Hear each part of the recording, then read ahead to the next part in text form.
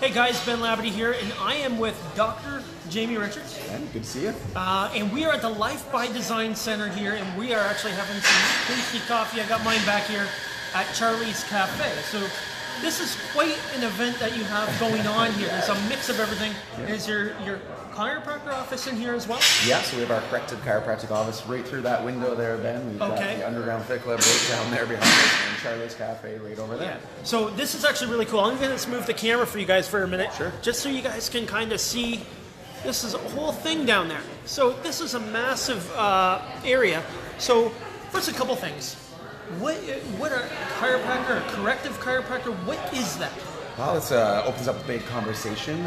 Real simple, I explain it to people. There's traditional chiropractors and there's corrective chiropractors. And it's not necessarily a good or bad type thing, because I think sometimes people think I'm saying one is better than the other, and it's simply just they're different than each other. Right. I have a lot of traditional chiropractors in the community that are amazing. Chatham-Kent is actually filled with great traditional chiropractors, and I refer to them all the time and send people to their practices. They're great with the things most people would think about when they think of chiropractic. Okay.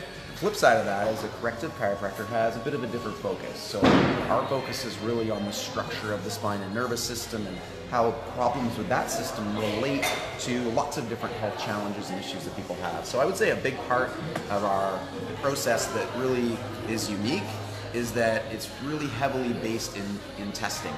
Okay. So, when I meet with somebody and I find out more about their case and what challenges they're having health-wise, before I start anything, there's a very comprehensive testing procedure and protocol that goes on. That would be probably one of the biggest differentiators. And then just the way we address the spine and nervous system is often very unique from what people are used to. Okay, good stuff. So who would come to you?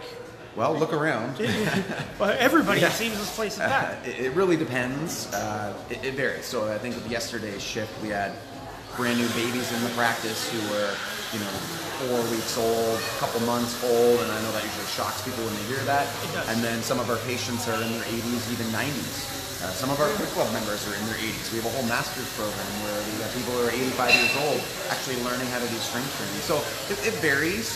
I think the biggest thing is that we have a community of people who want to be healthier. So I think that's the primary thing is if someone is really focused on, I just want fix me up, right now in this moment and give me a quick fix, we're probably not the best facility for them. We really see a lot of big long-term changes in people, and of course, you know what it takes when you're training or fitness related or diet related. It doesn't happen overnight. So if people understand that concept and they want to know what to do and how to do it, that's what we do here at the facility. And talking about seniors for a minute, I do a lot of volunteering at the Active Lifestyle Center in Chatham, and you are going to be there. I am actually going to be there. I don't know the exact date. I think it's 2 Wednesdays from now. 2 Wednesdays from now, because it's on a day that I do my volunteering. So it's during that time, and they're all hyped up about it. They're probably tuning into this. So I think we're actually talking about how to lose weight and still feel great. Yeah. Okay. And so I do an eating program and a conversation program. So they are jacked up about that.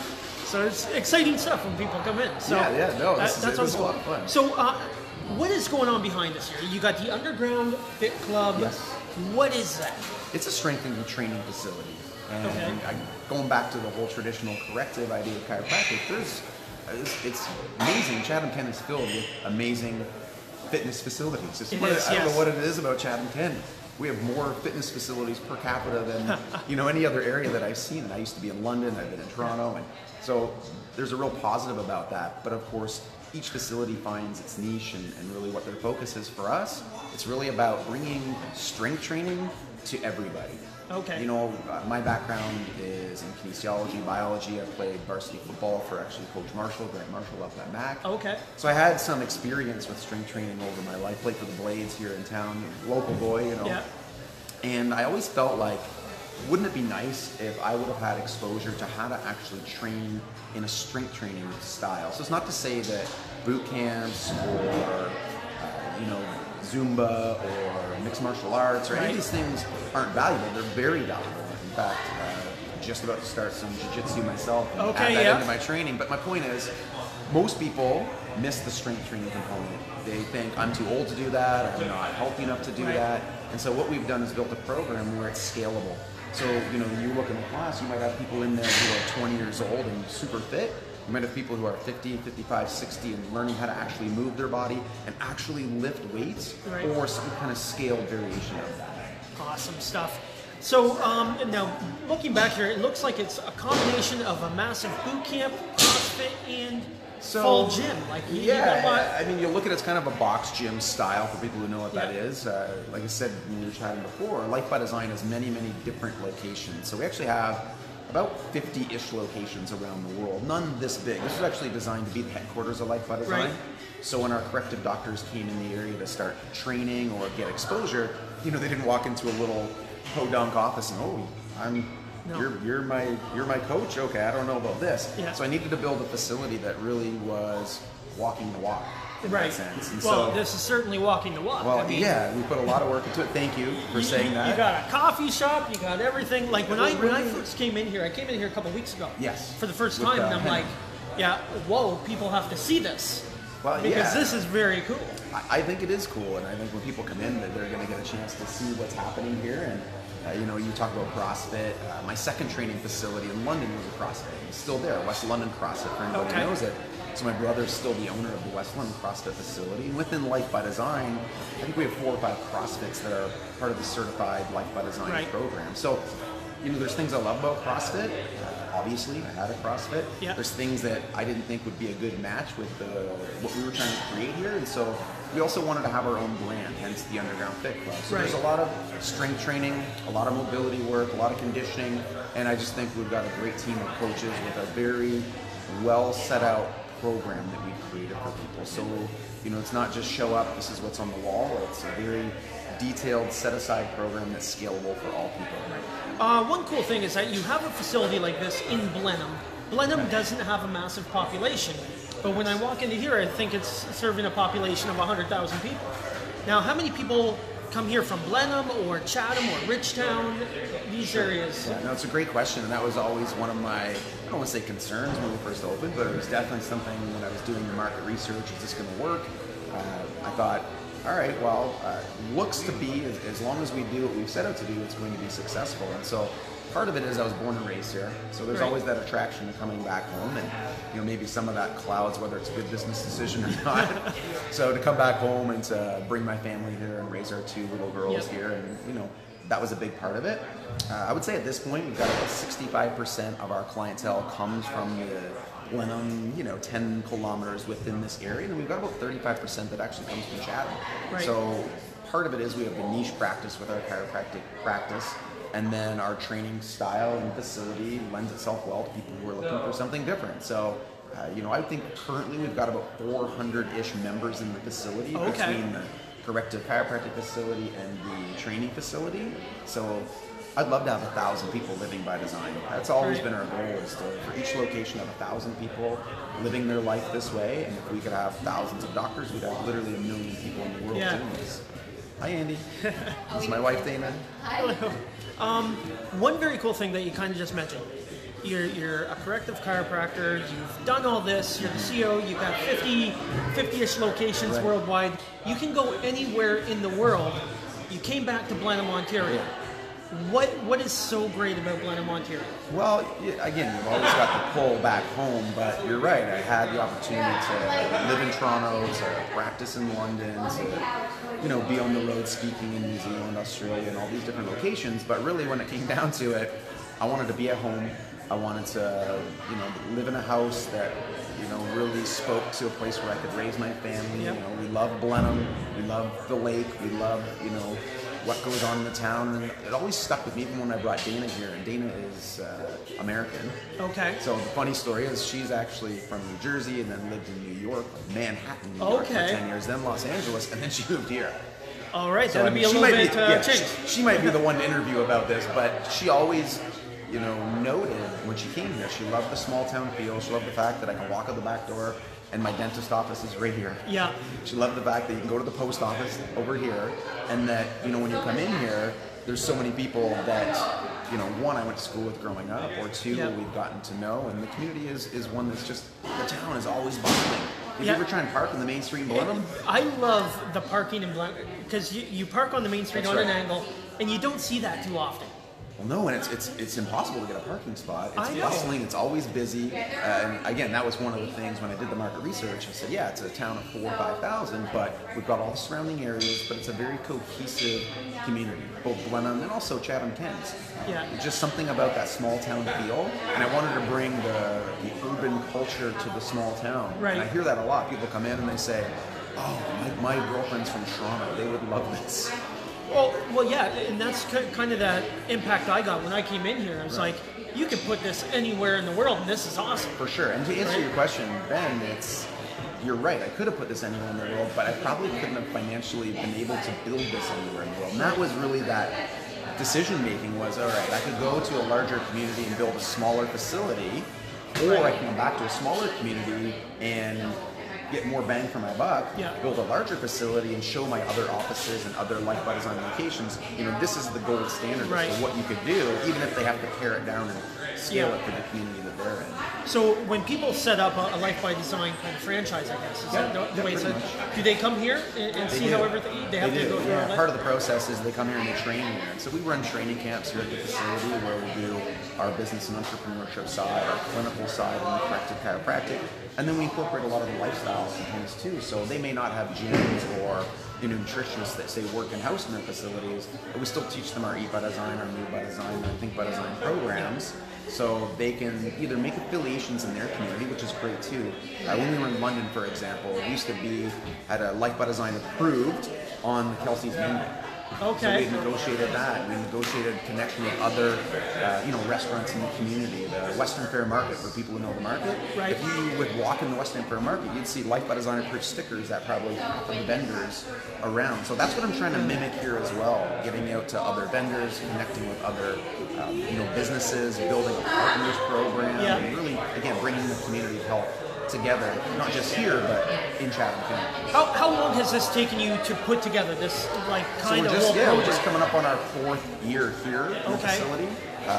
Life by Design was formed in 2009. Okay. So I've been doing it since 2009. I've been a corrective chiropractor since 2002. So it's been a journey. Okay. For sure. And you're a young guy. How old are you? It's a good question.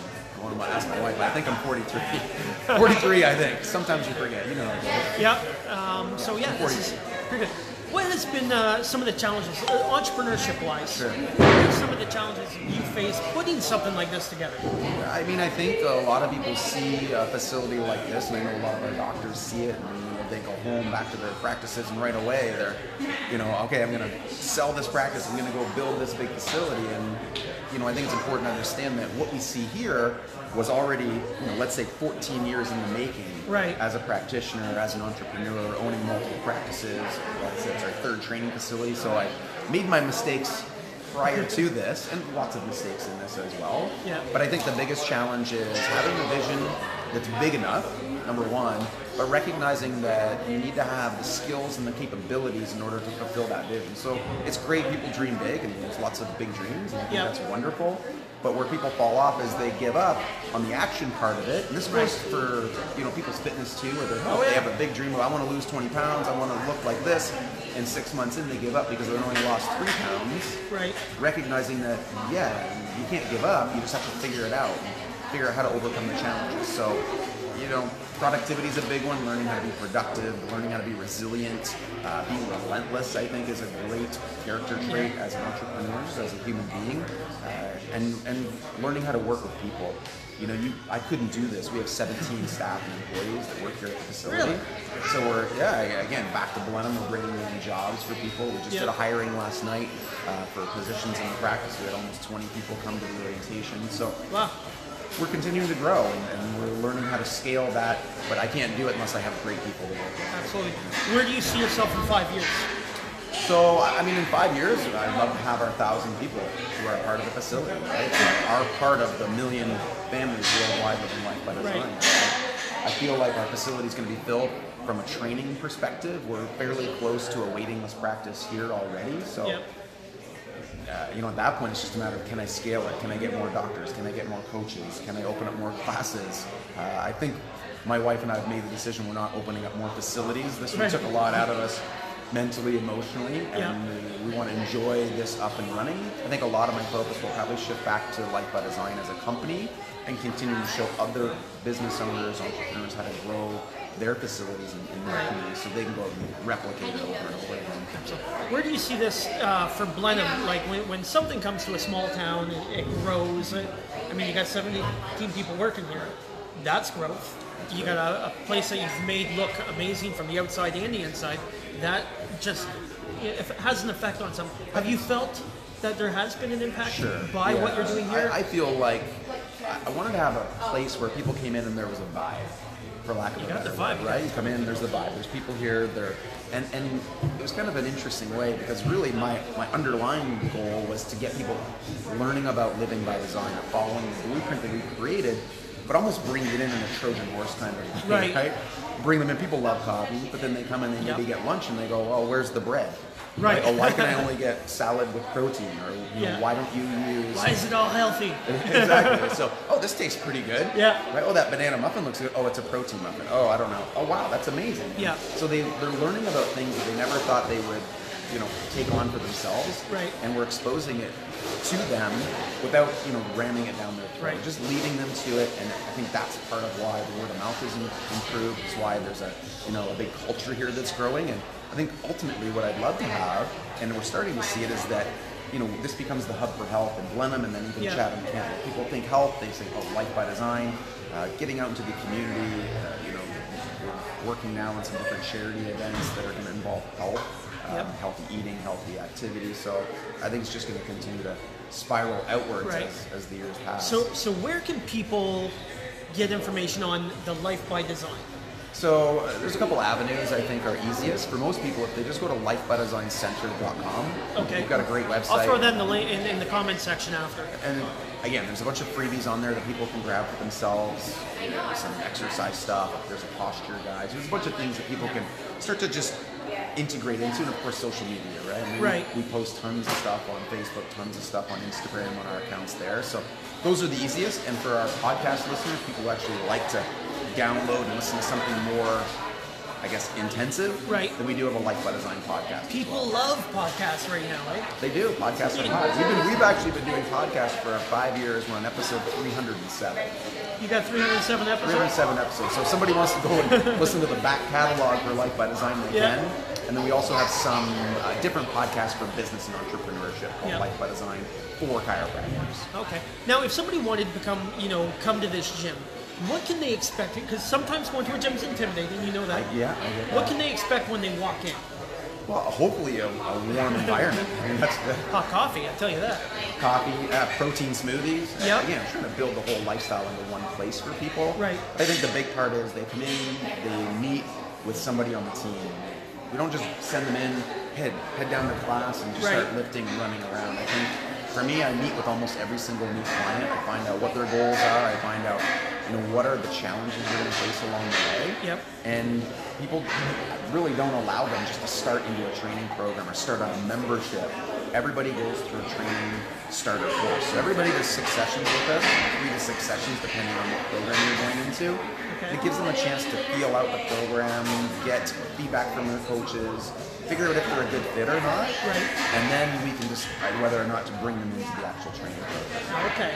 So there's a little bit of a process, but people like that. It's we did it at every gym that we're at. People love the idea that on day one it's not this year or lifelong commitment to your facility. I want to make sure that people are in the right place. It's the same thing I do in my practice. I want to work with people who want to do that, and that's what's made my life a lot less stressful. Is just in a nice way, making sure that someone's either in the right place, or if they're not in the right place, let's find them in the right place for them. And that's kind of going back to the idea. There's great traditional chiropractors here.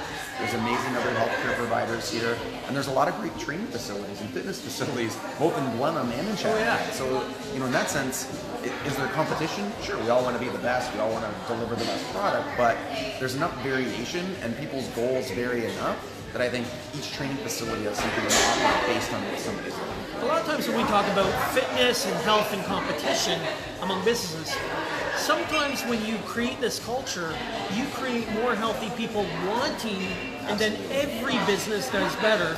No question. And everybody becomes healthier. For sure. I mean, I think it comes back to something more general. It's just an abundance mindset. Yeah. Right? Are you thinking that, we're limited in the number of people that want to be training? Are we limited in the number of people that want to be healthy? Are we limited in the number of people that want to drink coffee? No. In fact, I think we can cultivate that. And as you said, if I'm going to teach, 10 people through my Facebook page about fitness and 8 of them go somewhere else, but 2 come and see me, well, that's great for everybody. That's great for everybody. That just keeps going up and spirals up. So, you hear a lot of talk about we got to get chatham-kent healthier. No one individual business is going to be able to do that. Right. It's impossible. So doing things like this and really leveraging, joint ventures to get the message out, people are going to end up where they end up. Everybody's going to do well from the business side of it. And Chatham-Kent is going to prosper and benefit that way as well. Absolutely. Hey guys, hit that share button. If you guys are watching this on the replay, don't be scared to ask questions after. Where's the location exactly?